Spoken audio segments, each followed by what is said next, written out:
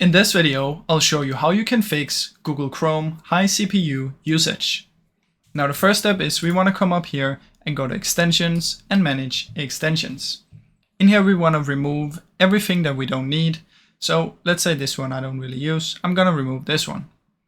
Now once you've done that, you want to come up here again and go to more tools and go to task manager. Now what this will do is this one will open up everything that the Google Chrome is currently using. So what you can do is you can see how much CPU it uses here. And then what you want to do is simply close down everything that you do not use. So let's say it was this, you just end process, this, end process, this, end process, this, end process, and close down everything that you don't need. Now I recommend just closing down all of the subframes because we don't really use those. So after you've done that, the CPU usage should be a lot lower. Now I really hope you enjoyed this video. If you did, please leave a like and subscribe, as it helps me out a ton. Thank you so much for watching.